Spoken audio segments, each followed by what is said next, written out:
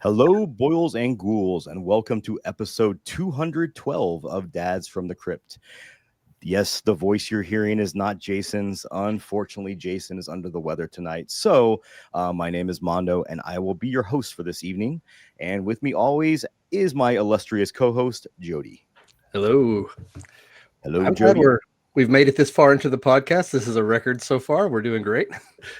This is we're doing our best since Jason usually handles the back end, so I have to figure all these buttons are, which is is what it is. We're a whole minute in. Like I feel like we're good now. This is gold. Yeah, we'll be fine from here on out. Now the easy part comes next. And with us tonight is a very special guest, horror author Barry Maher. Barry, thank you so much for joining us tonight, and tell us a little bit about yourself.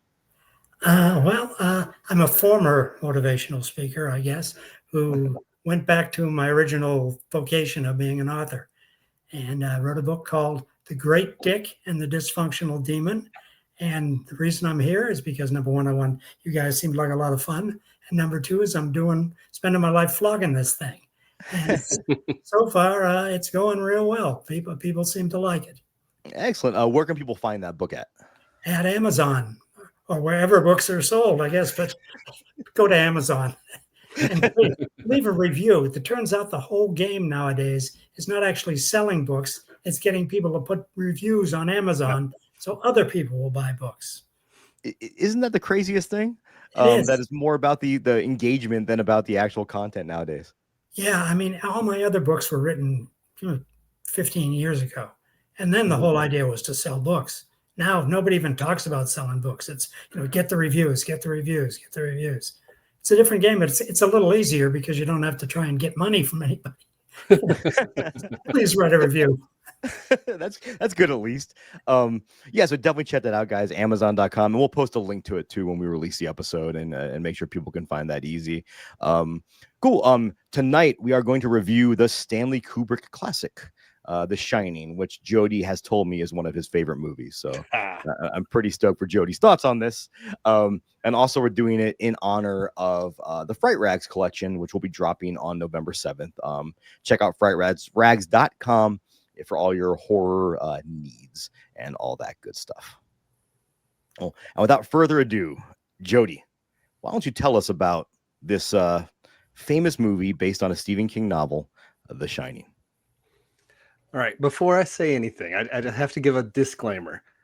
I read The Shining long before I watched The Shining, and so that colors every thought I have about The Shining. But I'll step back. Let's just do a synopsis now. Wasn't King also very negative on this movie? Oh, King hated this movie.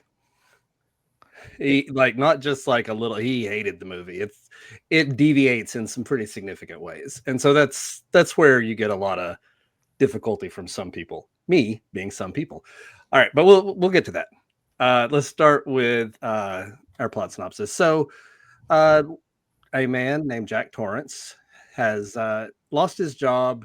He is getting a new job, though, at the Overlook Hotel as the winter manager.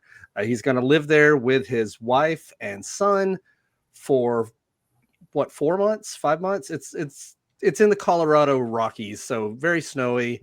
The hotel shut down, and they just are there to tend the hotel by themselves.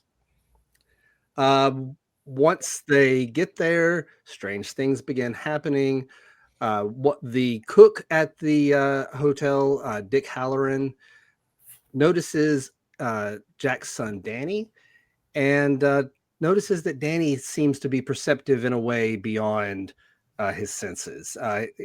Dick says he is the same, and he calls this ability the Shining. They can communicate with each other telepathically, and they're able to see things, ghosts and spirits, and things that have happened in the past.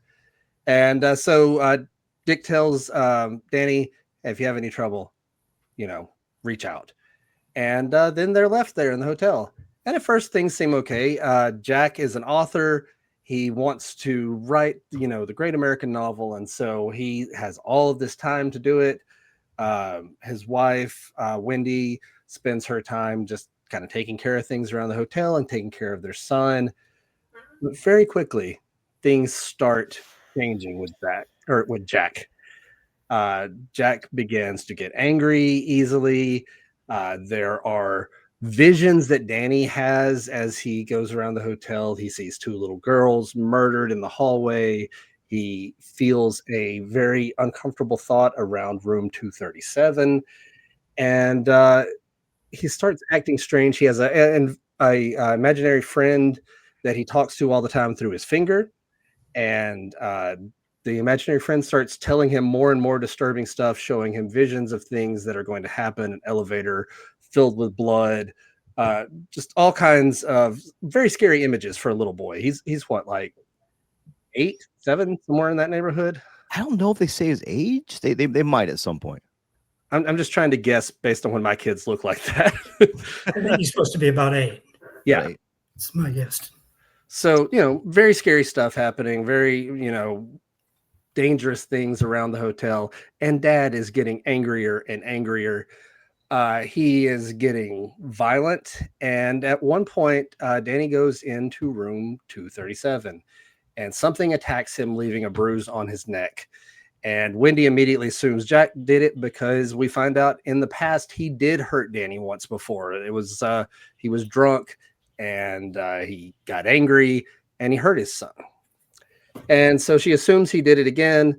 At this point, Jack goes into the hotel to one of the ballrooms and he starts seeing people there. He sees a bartender who gives him a drink. He's a recovering alcoholic. But he has several drinks there at the bar. Later, he comes back down and the room is filled with people and they all address him as the caretaker. The old caretaker, Mr. Grady, is there as a butler.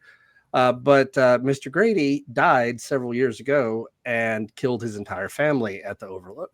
And so we know these are now spirits from the past. And they start telling Jack, you got to do something about your family. They're going to be a problem because Danny is calling out to somebody outside, a third party. And so we find out that Danny has been using his shine to try to get a hold of, sorry, I just blanked, Dick. And so, one quick note: this is a long movie, so there's a lot of plot. Yeah, you can condense it as much as Anyway, you want. I think most people that are probably listening to this have hopefully seen The Shining, right? Or you've seen some iteration of it. No beer, no TV, make Homer something. I've seen that episode of Treehouse of Horror more than I've seen the movie. Actually, that was The Shining. That was not The Shining. The Shining, legally distinct. Anyway, Dick comes to save them, gets killed immediately. Jack goes crazy. He has an axe and a limp, and he goes through the hotel yelling at his family. They escape into the hedge maze outside, and Jack follows them. And then he freezes, and suddenly we find out that he's been there since the 20s somehow. I have thoughts about the ending. Yeah. Anyway, so that's The Shining. And like I said, it's based on a Stephen King book, but it's very different than the book. And I'll get to that in a little bit. I'll let other people talk for a while, though. So, all righty. Thank you, Jody. Barry, you are our guest, sir. Please tell us what you think about The Shining. I think that was a great job on the synopsis. Did you do that without notes? I've seen these movies a lot. It's still amazing. I have the same experience. I read the book and then I saw the movie, and I didn't have the same experience Stephen King did because I hadn't written the book, but I really preferred the book. I thought it did a better job of dealing with the psychology, which is the main problem, right? I mean, the main problem in there is really the psychology. What scares the hell out of you is not so much the dead girls in the hallway. It's just the experience that he's going through in his mind, losing control. So he's becoming the demon. He's becoming the problem himself. And that's the really terrifying thing. Kubrick is really great about setting up beautiful scenes, it's like every shot is a picture. But I don't think he's quite as great about dealing with the psychology of the people that are in the movie. And I think that's why I really prefer the book. I think you just warmed Jody's heart right there, because I know mean, this you is, just said everything I wanted to say. Just Oh, about. good. Well, I'll see you guys later. Thanks for having me. Well, that was easy. So I think my experience might be a little bit different than both of yours, because I've actually never read the book. I've read a lot of Stephen King, but I've seen the movie when I was young and as an adult. But I've never read the book. But I'm also in the boat that, like, what I was telling Jody is, I don't dislike this movie by any means. I think it's a good movie, but I'm not. So many people consider this a masterpiece of horror, and I don't think I'm in that boat. There's a lot of great stuff that Kubrick does in this, but I think overall, like you said, Barry, I think you hit the nail on the head for me there. Is a lot of it is the least scary stuff in this movie to me are the iconic shots of the blood. Yeah. Like to me, that's just it kind of almost feels out of place in a movie that's otherwise exploring the psychosis that this man is going through. I think for me, the scariest scenes are the interactions between Jack and oh my god, I'm gonna blank on her character's name, and Wendy. Yeah, absolutely. And just the scene too where Wendy is speaking with the psychologist or the doctor, and talking about just matter of factly that Jack one time yanked poor little Danny's shoulder out of his socket, but it was like actually a good thing because he stopped drinking after that. Yeah. Yeah. You killed the kid, you would have reformed completely. It would have been great. And I find that actually be one of the most upsetting scenes in the movie, because it's just so matter of fact this horrific thing happened, and they're just like, it happened. It happened. So Jody, why don't we dig in? Because the first thing you said when we said that we were going to review this movie is your response was, "Oh, I really don't like this movie." Yeah, I think maybe that was a little too strong. I don't dislike the movie. Okay, it is a beautiful movie. There are so many iconic scenes. If you're watching it just visually, there are so many cool shots. Things like the tracking shot behind Danny on his tricycle as it weaves through the halls. Love that. Awesome shot. All the overhead shots, that take place before, like in the intro of the movie, as the car's driving up these windy roads. This was before we had drones. They had to get a helicopter up there to take those kind of shots. And it's beautiful. The Colorado mountains, the snow, all of that. So I think it's very pretty to watch. Okay, this is my controversial take here. I think the biggest problem with this movie is Jack Nicholson. Wow. That is a very controversial take there. Yeah. Here's why. I've heard people say that before, though. Here's why. I think he starts this movie at an 11 and only has up to go. Yeah.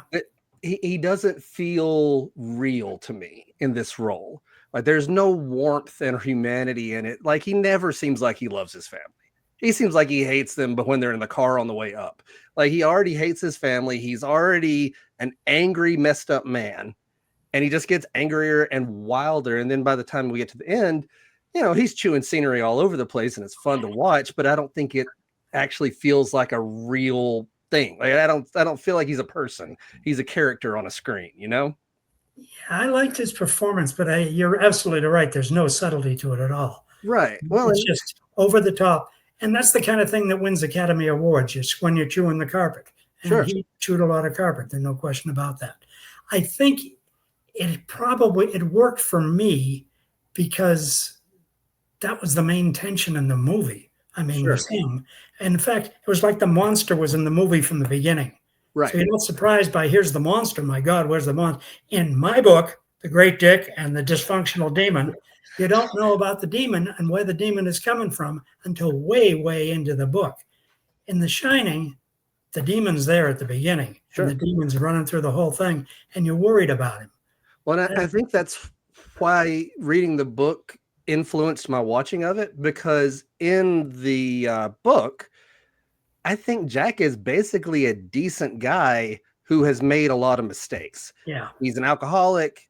He did hurt his son, but it was also like he feels terrible about it. He wants to make up for it. and he is trying to be a better person, but the Overlook is corrupting him, and he's got this internal struggle between, no, I love my family, but the hotel makes me want to kill them and join it.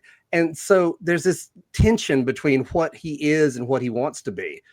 And this one, I feel like Jack comes to the hotel and it makes him evil, and he is totally on board with it. Like, I am fine with becoming an evil guy. I'm already kind of evil to begin with. And the interesting thing with Kubrick is I think this is the only horror movie he really did. And if I'm not mistaken, I think someone mentioned recently that he almost decided to do it because he couldn't kind of get the money to do the film he wanted to do, and they wanted him to do a horror movie. So he's like, sure, I'll do it. Like, he wasn't. And I think it does show a bit, because like my favorite film by Kubrick is Full Metal Jacket. And it took me a long time to kind of really grasp what he was trying to do with that. And in that one, he was telling a horrific story, but he, like you guys mentioned, he's really good at shooting a film and framing the film, and having and the human experience. And I think that's a great point about Jack Nicholson in this, that he starts off at 11. I think that's a really, really good analogy, because unlike in Full Metal Jacket, where you watch these characters like progress and you see the horror of war, where this one it's that, I guess, that tension from the entire start to the end doesn't give you a whole lot of ways to, you don't have a whole lot of upward momentum at that point, I guess. No. Well, and you just, I don't feel like you have anyone to really relate to in this movie. I guess Danny is your closest one, because Jack, again, he's despicable by the time he's yelling at his family in like 30 minutes into this 2.5 hour long movie. So you can't relate to Jack. Wendy's not given much to do in this movie. She mainly just kind of cowers, and that's not no knock on Shelley Duvall. There's just nothing for her to do as this character. Again, the book, Wendy in the book stands up to Jack. She fights back. She will not let him treat her and her family badly. I think what we have here, there's two different visions. Okay, Stephen King wanted to tell a story about like a good man being corrupted. It was during his alcoholism. Stephen King wrote a book about being an alcoholic and how being an alcoholic makes you a bad, like it turns you into something you're not. That's his version of The Shining, is a good man being led down a dark trail. Kubrick, he doesn't care about all that emotional stuff. Like, this is it's cold. It's the world is bad. Jack is bad. Everything is bad. And we don't even get a resolution at the end of the movie. What happens to Wendy and Danny? What happens to Jack is what I want to figure out. Yeah, and okay, so the ending is another thing I have a complaint about. I have no idea what happens. Like, he freezes, and then we see this picture, and again, iconic imagery, iconic music. I love that. I love that, but it just doesn't mean anything. Like, I don't know what's happening. It's just confusing. In the book, Jack sacrifices himself to save his family, because at the end, just a little bit of the real him comes through and is able to fight back against the Overlook. And this one, he just kind of burns out, Yeah. Have either of you seen the documentary Room 237? I have. I haven't. So it's a very expansive documentary that's basically talking about how The Shining is Kubrick's way of admitting that he faked the moon landing. To me, Room 237 is about how people can see whatever they want if they are really obsessive about a movie. Yeah, I think it's a great documentary because it's very interesting. Yeah, but do either of you think this movie suffers from the runtime? Because the one thing I do think this movie does is it again, with Kubrick's eye for film, he puts a lot of shots in this that just kind of, I guess, take too long to get to the point. And I feel like there's a lot of filler in this, and a lot of pieces that could have probably been cut out. I think they probably could have shaved 20 to 30 minutes off this movie, and I think it would have been better. It'd been a little bit tighter. Well, what version did you watch? How long was it? 2.5 hours, 26. Yeah. So that was the original version. Kubrick did make another version with about 20 minutes cut out. Oh, I did. And maybe that tightens up that pace enough. I hadn't watched that one. I watched the big long one again, but Kubrick actually preferred the shorter cut. Oh, okay. Strange. I would have thought he would have liked the one with all his scenes. He just loves those scenes. Yeah, I think he just, the same thing you were just saying. I think he felt like it dragged, and so this other one's a little tighter, moves along a little faster. and I'm a big fan of Kubrick, and this is actually one of my least favorite films that he's done. And I know it's considered his masterpiece. Do you guys think it might have just been Kubrick not being a good horror director? I don't know if he was really concentrating on the horror. I mean, he threw in Yeah. the horror like, okay, we got to throw some horror here. We got to throw some horror here. We got to throw some horror here. Look at this shot. Oh man, yeah. I think Kubrick, especially in this one, go for the visuals. Watch to see what he puts on the screen, because there's some really cool stuff happening, and there's a reason so many of those scenes are iconic. To me, they don't add up to something that moves me in any way. I can watch it and appreciate it, but I never feel like, okay, I've experienced something. If that makes any sense. That's a really good point. Yeah, you don't really care what happens to. Sure, I don't care what happens to him by the end. Well, I do. I think I do care about Wendy's struggle, because it's like her character is the most harrowing, because you're watching this woman who's dealt with years. It's obvious that she's dealt with more physical and mental abuse than they're kind of letting on.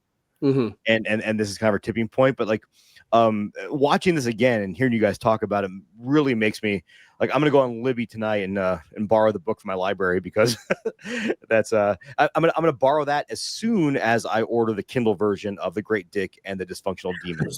Yes, and everyone else should. Avoid the crowds. Do it now. I love the title so much too. That's a title that sticks in your head. Unlike The The Shining. wonderful thing about that title is nobody can hear it and forget it. Yep. Not to get too off topic, but years ago when I was a young man, I worked at Barnes and Noble for one day a week for discounts, because they gave us 40% off books, and this is before the age of Kindle. And so I worked there one day a week, and when it was slow, all I would do is just go through and look up weird book titles.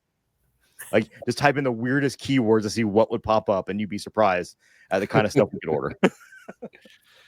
And I wrote one of them. To be fair, the name is, you'll never forget it, but it's tame compared to some of the stuff that's out there. That's true. That's true. And it actually is set up for the theme and the plot of the thing. It's not just a strange crack. It is a strange crack, but that's not all it is. The other piece I didn't really love, that I don't think it translated well to the movie, is Dick, when he goes to, because they focus on him like he's going to be the savior of this family, and then he gets there and within 5 seconds takes the axe to the chest, which I think that is a very effective scene. But again, it shows how Kubrick understood like I think it was the supernatural and the fantastical horror elements that he didn't quite understand how to do very well. So Dick's storyline is different in the book. Okay. He actually survives to the end and helps Stanny. Spoilers. Jody, spoilers. Hey, I think at this point, The Shining was made, it was in the 70s. We're past time. Anyway, but Dick does survive. He has a more integral role in what happens at the end. Again, I think it's Kubrick just having a different vision. He doesn't want a savior. Kubrick's Shining is kind of a nihilistic movie. Like, there's no hope by the end of it. I mean, most of it, even but the guy who comes to save you, dead instantly. I mean, I've always said, though, if you watch Full Metal Jacket, when I was a kid, I always hated that in Full Metal Jacket, in the second half of that movie, they never go back and talk about what they saw at boot camp with the sergeant and with Private Pile and all that. And then you realize that the reason they don't go back on that is because the horrors they have seen that pales in comparison to the shit they saw in Vietnam. And I think that's where Kubrick really shines. And I would have liked to see him kind of do a little bit more of that here, like really dig into those characters, and which he I don't think he did enough of in this. I mean, honestly, I just think maybe he didn't like Stephen King's book. Like I mean, really, I don't think he liked the themes of it, and he wanted to do a movie with different themes, which is fine. But you have a preference there of which one resonates with you, and the book resonates with me in a way that the movie doesn't. How do you think Kubrick liked the characters? In some aspects, maybe. I don't think he liked Jack as a human who loves his family and is trying to do better. I think that didn't appeal to him. That's not something he wants to be into.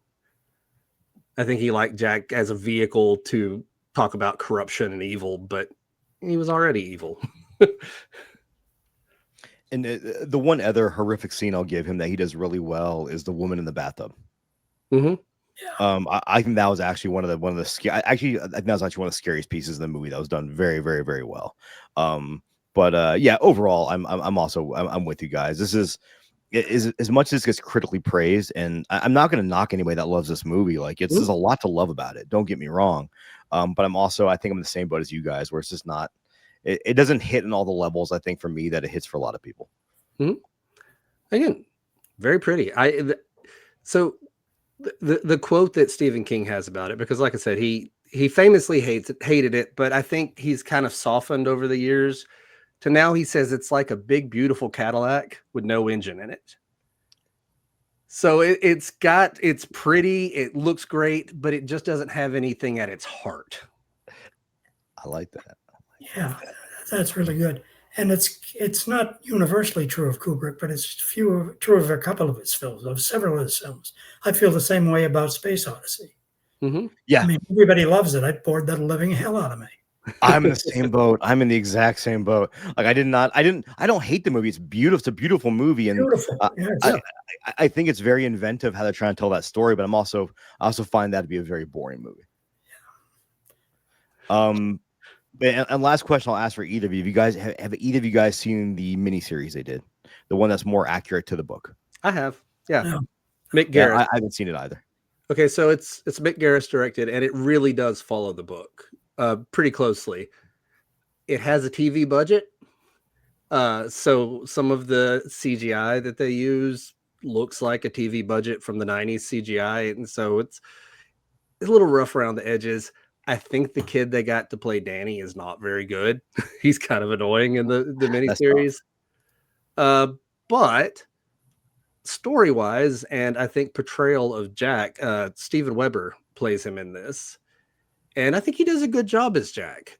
He has that heart there that's not there in the Kubrick version. So I'm not going to say I prefer it. I prefer the story of that one, the visuals of The Shining, Kubrick's The Shining. I wish someone could tell that story with Kubrick's eye. Okay. I like that. And the one real heartwarming thing, though, I will say, if you guys read into the backstory of this movie, is that Danny Boyle, was that the child's name? The kid that played Danny. Anyhow, Danny Lloyd. Sorry. Mm-hmm. Only movie he ever did. I think he had a cameo in Dr. Sleep, but Mm-hmm. he always talked about how he had no idea he was in a horror movie, and that Stanley Kubrick was like his dad to him during this whole thing, and would go play catch with him and make sure he's always happy on set. So that was really nice to hear. I'm just gonna. Oh, cool. But it's almost like Stanley Kubrick might have had some problems with his dad, and maybe that's why Jack is such a jerk. I don't know. Any other thoughts on The Shining before we go to our episode or our movie rating? Well, you just mentioned Dr. Sleep, so I just have to point out I like Dr. Sleep a lot. I've never seen it. It's really good. It's long. It's 2.5 hours in the theatrical cut and 3 hours in the director's cut. But I think Mike Flanagan does a really good job of making a sequel to the book and the movie. It is a direct sequel to the movie, but he manages to bring back some of what Kubrick took out and the heart of it. Stephen King likes it. And he feels like if anybody could have been tasked to do a sequel to both of those things and somehow marry them, Dr. Sleep does it. So, yeah, I enjoyed it. All right, let's move. Any other thoughts, Barry? I'm thought out. Let's move on to our episode rating. We're gonna rate the movie 1 through 5, 5 being the best, and we do accept half points or quarter points or kind of whatever you want. We just play it very, very loose. I think someone gave a movie like 7,000 stars one time out of 5. So we already broke the scale. But what I'll ask from both of you, that because I can't answer this. Do me a favor, rate the movie and rate the book for me. Jody, I'll have you go first. Well, as far as rating the book, I haven't read it since high school. Okay. So it's not fresh enough in my mind. I do remember really enjoying it. I was devouring all the King I could in high school. So, but if we want a split rating, I'll do this. The visuals in this movie, 5 out of 5. I think it's a beautiful movie. It is fun to watch because of the visuals and the big over the top performances. As far though as telling this story, it's like a 3 out of 5 for me. So I don't know how that all boils down together, but I love the way it looks. That's about it. I respect that. Barry. Same thing with the book. It's been so long since I've read it, but I think I'd give the book a 4. Okay. It's as I remember, it was a really enjoyable book. You really experienced it. The movie, you didn't experience it, but it's Kubrick. It's beautiful. There's one beautiful shot after another. I mean, how can you not like that? But it's kind of a travelogue of horror. You didn't really feel it. So I give it 3.5 stars. Better than I could ever do, though, for a movie. Yeah, me too. It's kind of funny because we always joke that on our podcast we're probably the least critical people of any like movie, I guess, review podcast. Because at the end of the day, I kind of just rate a movie based on how much I liked it at the end. I'm very forgiving with flaws. If at the end of it, I'm wowed by it. And with this one, I'm also the same boat. I'm a 3.5. Whereas I don't think that's not a bad movie. I just think that it's not the masterpiece people think it is. I think a lot of people, they don't really remember a lot of the nuts and bolts of the movie. They remember the beautiful Kubrick shots that just kind of stick in your brain. And like Jody said, if you're rating it just on that eye for visuals, it's a 5 out of 5. But I think overall, I'm in the same boat. It's a 3.5. So cool. Still not a bad movie, but this might also be the most hot takes anyone's ever had on The Shining in one podcast. So go to Fright Rags and buy the Shining shirt that we kind of like. Oh, and for the record, in our downstairs bathroom, we have that shot, that New Year's Eve party shot, hanging in our bathroom downstairs because that's kind of the motif. I have a shirt of that I wear every New Year's. I don't dislike the movie at all. I got the little Grady twins figure sitting on my shelf right now. You know, like there's a lot of iconic imagery in there that I do really like, even if on the whole it doesn't work for me the same way. I do think it's kind of crazy that I gave the Toxic Avenger remake a higher rating than The Shining, but that's me too. Another story for another day. Alrighty, I'm gonna try to attempt to do a shout out. So you guys might see a shout out here. You guys might not. We're gonna find out in 2 seconds. That is not a shout out. I somehow put myself on the screen and do not know how to get myself off the screen. Amazing. And we're back because I can't figure out how to do a shout out. This is difficult work, so everyone can just give Jason a thumbs up at some point because man, he knows what he's doing. Yeah, he definitely knows what he's doing. Alrighty. So this is normally the segment where Jason throws it to me for song of the day. So I'm just going to go ahead and do the song of the day, which is a song that was actually on the Maximum Overdrive soundtrack, which is I think that is a schlocky fun movie. And it is by my favorite band of all time, which is Black Sabbath. And the song is called The Shining. Very on the nose. It's off the Eternal Idol record, which was the first record they did with Tony Martin, and it's one of those albums that people will pan because the only original member at that point was Tony Iommi. But I honestly think it's actually a pretty underrated record and a good Black Sabbath album. But it came out in '87, so it's definitely past what people consider the prime of Black Sabbath when they're going down this like doomy prog kind of rock style. But I'll tell people to check it out because I just love Black Sabbath, and I think their later catalog deserves a lot more love than it actually gets, especially when you're the best band of all time. So yeah, the song is The Shining off the album The Eternal Idol by the almighty immortal Black Sabbath. Rest in peace again to Ozzy Osbourne. Sad to say. With that being said, Jody, I'd say give us some horror news, but I think I know what you're going to start with because a big trailer got dropped today. Yeah, I'm holding off. I have to build up. So you have to get it to an 11, unlike Stanley Kubrick in The Shining, right? Unlike Jack Nicholson here. Yeah. So, yeah, man, I feel like I'm going to get like in trouble for saying Jack Nicholson's the worst part of The Shining. You want to know what? He was the best part of So I think just to go, not to get too into it though, but I like Jack Nicholson. I just don't like him in this. I will say though, like I love him in this movie, but I do think that people that only know him from this movie really explore some of the lesser roles he's done. Because like, my wife, when we first met, turned me on to Paint Your Wagon, where he is a singing cowboy. Yeah. And wait, is that the same movie? No, Going South. I'm thinking of a different. That's a Clint Eastwood movie. Or like As Good as It Gets, about Schmidt. He's been in some great movies, so he's a great actor, I guess. Yeah. Oh, and he likes the Lakers. I know nothing about basketball, but he shows up every courts all the time. All right, let's talk about some releases. So a ton of stuff is coming out because it is October. It is the day that we are recording is the day before Halloween. So there's all kinds of horror stuff happening.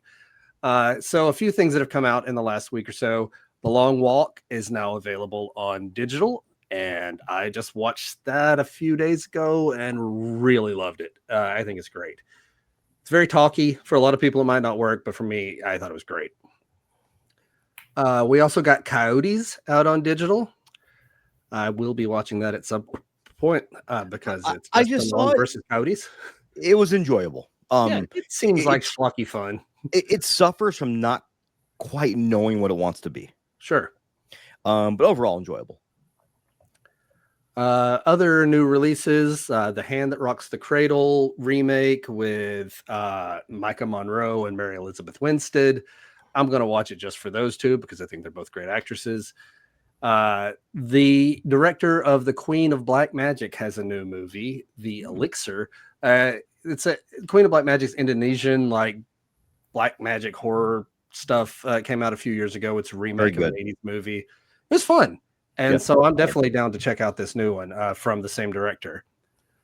In theaters right now, Yorgos Lanthimos' new movie, Begonia, is right there. And again, it's Emma Stone and Jesse Plemons, who are in a lot of Yorgos' movies lately. But man, imagine Jesse Plemons as Jack Torrance. He'd be good. Yeah. That's he can say a line in a way that chills you to the bones. I've never seen an actor that has such like just a wholesome image, and then he talks, and he's just terrifying. Oh, have you seen Breaking Bad? Oh yes. Oh my gosh. He's so scary in that movie or in that show. In Civil War. And Civil War too. What kind of American are you? Christ. Jeez, what a line. All right. Good Boy is out on digital. I've heard mixed things about it, but it's got a cute dog in it, and so a lot of people like that part at least. I absolutely I thought the movie's great. I really enjoyed it. Well, a movie that I thought was great because I watched it last night, and it makes me feel funny that this is one of my favorites. Bone Lake is awesome. It just came out on digital. It's really a lot of fun. It's not what I expected it to be. It's twisty and turny and has some great character work. Bone Lake with its very provocative marketing team. Yeah, it's great. Yeah.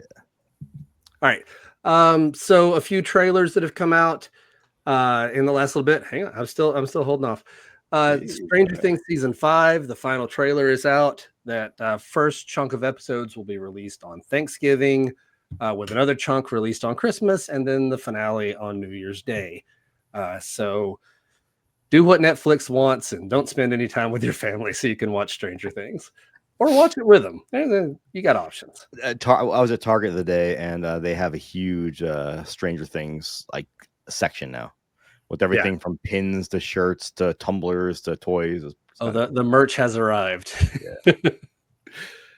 Yeah. Another trailer that I just recently saw was for Primate, about a group of friends and a very scary chimpanzee. It actually looks really scary. Chimpanzees are really frightening animals, honestly. We spent years making them all cute, walking around in little suits and stuff, but they are terrifying. I mean, just look up that poor woman that was butchered by her neighbor's chimpanzee. These things are way stronger than I think most people realize. Well, and they attack the hands, the face, and the genitals. Yeah, it's bad. It's real bad. Yeah, I think I'd rather fight the anaconda from the movie Anaconda than a chimpanzee. Leave the chimpanzees alone. Let them do their thing. Yeah. All right. At what the big trailer that dropped today was for Scream 7. It is officially happening. It is, I guess, got a lot of production done. Did it give any kind of release date? I haven't watched the trailer yet. Nor have I. So we're very prepared. It comes out February 27th. You don't have to wait too long. February 27th of next year. No, the one that I was building up to, though, Mondo, is the trailer for Silent Night, Deadly Night with my boy Rowan Campbell, who I am willing to give another chance to. But yeah, this Silent Night, Deadly Night trailer looks really fun. Have you watched this one? I have not yet. It's tell me about it, because does it stick to the original? No, it's doing its own thing. Ooh, I like that. That makes me happy. It's kind of looks like it's got a Bonnie and Clyde type thing where Billy has a girlfriend who is also in on it. I'm down for a new take on it. I really love the original Silent Night, Deadly Night. It is just one of my trashy favorites. But yeah, I'm willing to give it a shot, and I'm willing to give Rowan Campbell another shot after he hurt me so much in Halloween Ends. But it's okay. It's okay. We can move on from that and pretend it never happened. Well, again, he didn't hurt you. It was the writing and the directing. Yeah. Everything else about that movie. All right. But that's all I got. Unless you want me to talk about toys that I want to buy, because they're releasing over the garden wall toys that I really would like. That. Mondo, not you, Mondo. Mondo, the company, is putting them out. So of course they're like $150 for the set, but they're really cool looking. I didn't even see that. I just got from Target my Freddy in the tuxedo from Dream Warriors. I'm pretty stoked about that. Yeah. Also, I don't know if you guys talked about, but Shelby Oaks is in theaters. I will vouch for that movie as being one of my favorites of the year. And it's getting a lot of mixed reviews online, and I get it. I understand it. I think my brain just fills in. So going back to The Shine and tie things up, I'm a big style over substance guy. Sure. But I still think, though, like a movie that tries to fit so much substance in the substance has to at least hit to a certain degree. But Shelby Oaks, I think, is very style over substance. And I really love that movie too. I mean, give me Italian giallos from the 70s and 80s that make not a lick of sense, but are really beautiful to watch and really cool scenes in there. I mean, it's the same thing. I'm fine with both of those. I just happened to read a book first, and it colored my perceptions from then on out. Hey, my favorite director in the world is Lucio Fulci, and let's be honest, his stories are very disjointed. I'll be the first to admit that. Yeah. So man, this is where Jason's job. Jason just has this down. I forgot. Since we are dads from the Crypt, Barry, I'll put you on the spot a little bit. Okay. Do you have children at all? Where? No. In the basement? Not at all. That's not a kind of a degree question, is it? At all? No, I don't have any. we usually end the episode by going over some dad advice, but it can be any advice you want to give to the world. As a man who's been a motivational speaker, I'll ask you something that might be able to help me out. As a guy who's currently, as a guy who's currently dealing with very severe work burnout, is that something you've ever had to talk about before? Yeah, I mean that's a subject. I wrote a book on it. Oh, not the Great Dick and the Dysfunctional Demon, though, right? I don't think so. That's not a different kind of burnout altogether. That's about a guy who finds it a whole lot. Thinks he's got a real bad time when he has to run from the law, but it finds out it's not nearly as bad as like crawling into bed with a soul-devouring demon, or I mean, that's not that terrible things. But yeah, job burnout. It's tough. It's a real tough thing, and there's no easy solution. And you go in and talk to a speaker comes out and tells you some easy solution to job burnout. He's lying to you. Just no other way. So you burned out in your job?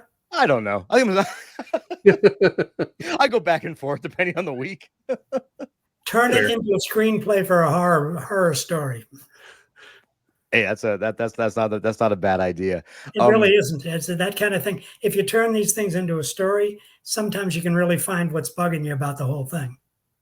I like that. That's actually really, really good advice. Yeah, well, I'll send you the bill in the morning. I mean, I'll write you a check. I can't promise you it's gonna go through, but checks are still a thing, right? We still do that. That's I don't think so. Well, Jody, I have a question for you. Yes, and it's one you may be able to answer, you may not be able to answer. What in the fuck is 6'7"? Okay, there is no answer. Okay. I actually have actually seen some stuff about it. It is a meme with all the little 9-year-olds out there and, other ages. The fun part about it, though, and I'm saying this really, the fun thing about it is it absolutely means nothing. Whereas most things that little kids are saying have some like, oh no, there's some dark internet thing. Like they shouldn't be saying that. Like it's really filthy somehow or something. No, it's a thing they like to say because it annoys the adults.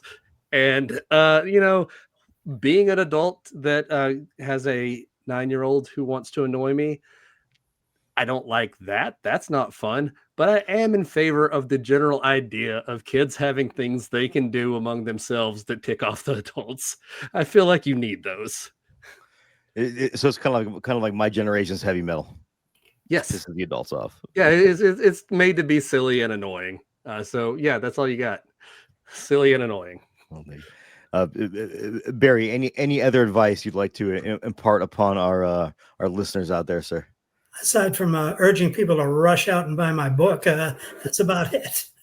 And just of note too, if you have Kindle Unlimited, it is available on Kindle Unlimited as well too. You did a much better job of promoting it than I did, as a matter of fact. You know what? As Jody was synopsizing, I was reading the synopsis of the book, and I'm like, yeah, this is right up my alley. It sounds pretty, and it sounds really, really fun and really cool. Like you have sorcerers, vicious assaults, occult rituals. You sold me, my friend. Blood, fire, all kinds of good stuff. All right. Thank you so much for coming on, sir. Tell us where people can find you. They can find me on my website, which they can't spell. It's www.barrymaher.com, Maher being Maher. Or they can find my book on Amazon, and I'm there too. What's the name of that book again? It is The Great Dick and the Dysfunctional Demon. Oh, good. I may take you with me on the next podcast. Hey, so some wonderful alliteration there too, which is near and dear to my heart. So I still remember my English teacher from high school, my AP teacher, saying alliteration was one of his favorite literary devices, and to this day it's mine too. Barry, thank you so much for coming on. It's been a blast talking with you here. Go out, guys, check this book out. If you have Kindle Unlimited, Kindle Unlimited, I think, is a great service because you get to read all kinds of stuff and discover all kinds of authors you might not have before. So for a few bucks a month, you can actually read his book. And then what we hope you do for us, and Barry hopes you'll do for him as well, is leave us all reviews. Give Barry a review on Amazon. Currently, his book is sitting at 4.6 with 10 reviews. Give him some more. Only 5 stars, though. Well, and same for us. Only 5 your stars. lips to God's ears. Yes, thank you. I mean, even for us too. The best thing you can do for us, if you're watching us on YouTube, is watch to the end and give us a thumbs up. Leave us a like. What is it? What do the kids say? Smash that like and subscribe button. Oh God, I hate myself for even saying that. Give us a rating review on iTunes, and hopefully we'll be back with next week. Jason will have a competent host again next week. But I did my best on this day, on this Halloween Eve. You've done a good job today, Mondo. It's been fun. I need that. Thanks, Dad. I mean, Jody. Guys, everybody out there, hope you guys had a happy Halloween. And thank you, as always, for listening to Dads from the Crypt. Follow Dads from the Crypt on Facebook, Twitter, and Instagram, or I will follow you to the grave. No, seriously, you really should watch. But be careful what you ask for. You may get it.